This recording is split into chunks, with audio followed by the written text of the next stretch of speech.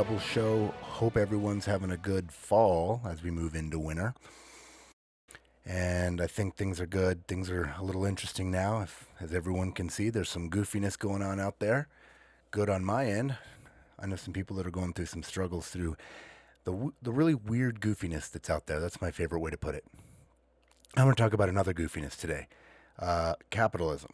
There's some goofiness going on out there. It's been going on for a long time, and I just want to do a little history of it and just talk about it a little bit. So let's imagine for a second that capitalism is a golden goose kind of wandering around in the field, And imagine government regulation is a choke chain on that goose. We've all heard the story of the golden goose. The more regulation, the shorter and tighter the chain gets. After a while, the chain is so short, the goose can barely move, and it's basically just standing in its own filth at this point, can barely move around. All of this causes the goose to be more and more stressed, producing less and less golden eggs. At this point, the people look around at the situation and say, this capitalistic system is terrible, we need a new one. So they say, let's install socialism. In socialism, the government controls when the goose can take a step and when the goose can take a breath. Until the goose can't take any more steps, until the goose can't take it anymore and can no longer produce any golden egg, and it collapses. The problem is not capitalism, but counterfeit capitalism is what I'm calling it. People, propaganda, and government regulation, along with the communists working to destroy our American institutions, have created a socialist capitalism. All right? Socialist system is where the government controls property and owns things instead of the people. People see the capitalism we live in now, and it's so twisted and corrupt from what it should be, and mixed with communist propaganda, and no wonder people hate it, because they're seeing the fake version of it. This is not what it was intended to be. The problem also is as capitalism gets more and more corrupt and more like a socialism, the same people that hate corrupt capitalism and want more of the socialism, they want more of the same system that destroys and creates the capitalism they hate.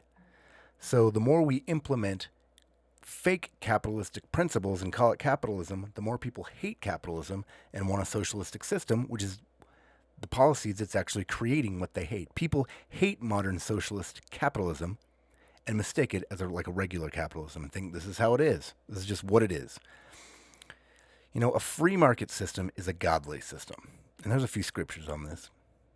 2 Thessalonians 3:10 says, "For even when we were with you, this we commanded you, that if you would not work, neither should ye eat." So the Bible puts value and importance on people producing for themselves and producing in general. In the beginning of Genesis, God created man to tend the garden. He gave him a job, first hand. 1 Timothy 5:8. "But if any provide not for his own, and especially for those in his own house, he denied the faith and is worse than an infidel." I like this one. Notice how it says, provide not for his own. If any provide not for his own. That's not saying, well, I'm getting a government handout, so I'm providing for my own. No, you provide for your own, whatever you create that to be. And if you don't, you're worse than an infidel. That's pretty intense. Don't be an infidel. God's not an infidel, by the way. Okay, so capitalism in the Pilgrim's era. So the story of William Bradford. He was basically the governor of the Plymouth colony, and they came in, and they were right about winter, so people were sick and struggling, and it was a hard time.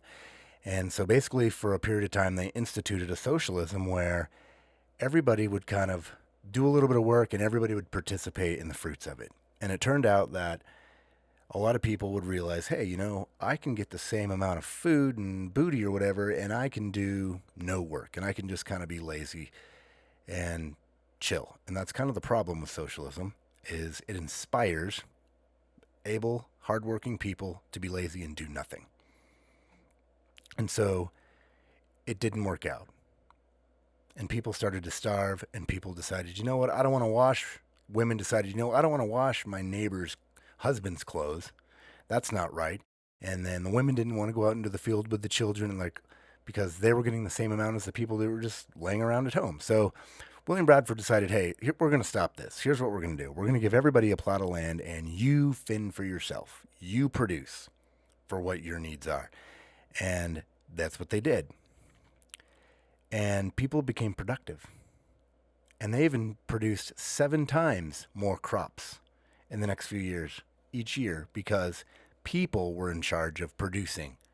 And when people are in charge and get to reap the fruit of their work, they produce more and more and more. And it's not called greed, because the more you have, the more you can give away, and the more you can bless others with, the more everybody can get if there's more. And so not everybody was just a farmer. There were different trades too. So for instance, you might have a basket weaver, and you might have someone that's a master fisherman or a master hunter.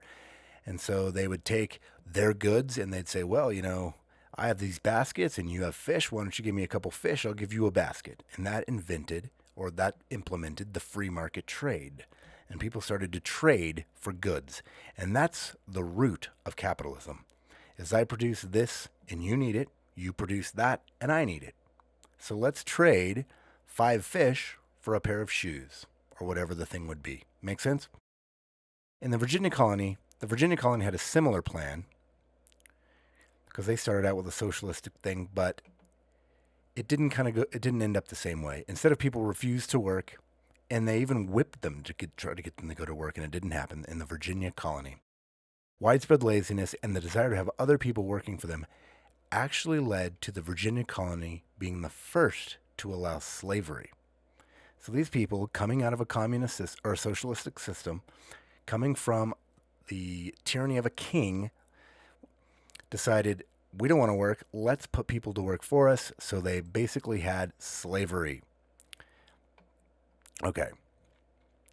The socialism mindset in the Virginia colony led to slavery. Other colonies in the area also accepted slavery, where it grew and grew in the South. So think about this. Out of the laziness of people deciding we don't want to be productive, we're not going to work, slavery came out of Virginia. To me, that's pretty amazing. That's not God's way at all. People going against God's way, where you work, you eat. This is where we get the tyrannies and the terrible things such as slavery. Not God's way at all. This is not the way God intended it to be at all.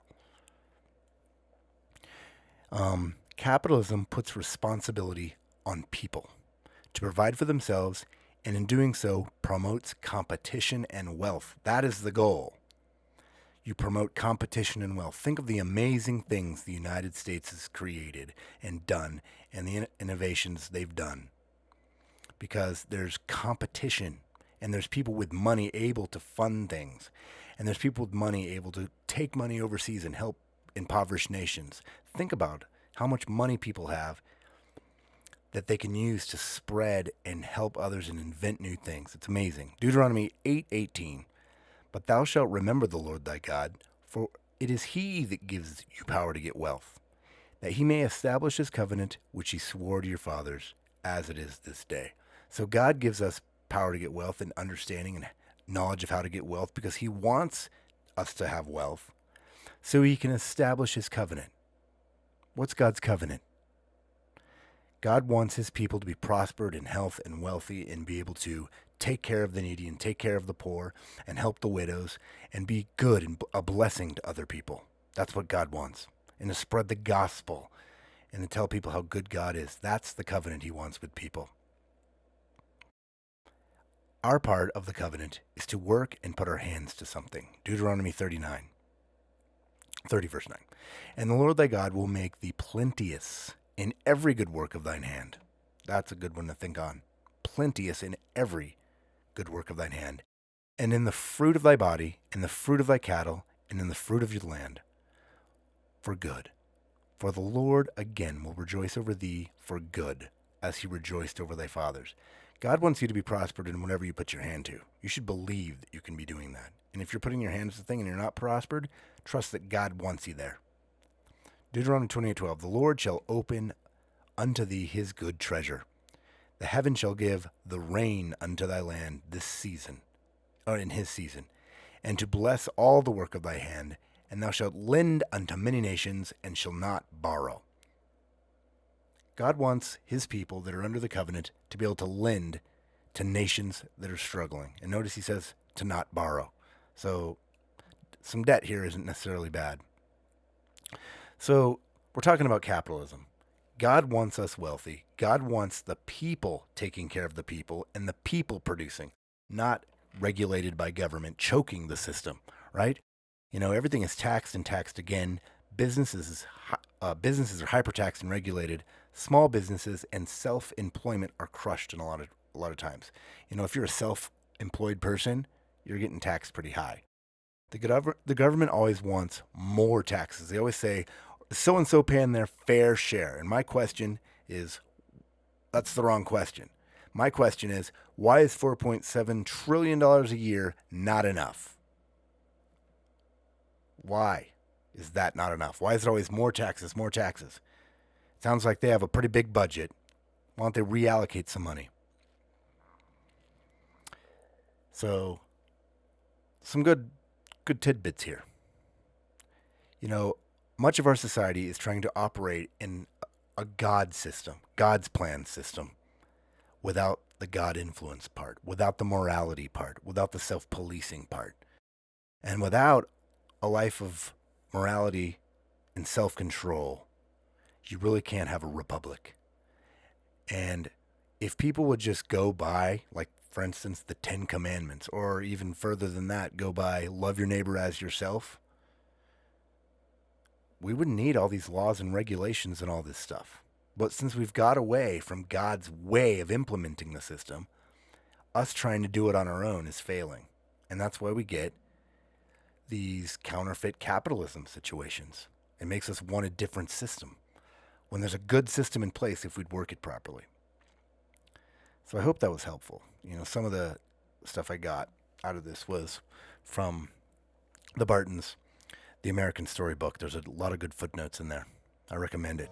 It's an easy read. So, thank you for your time, and thank you very much.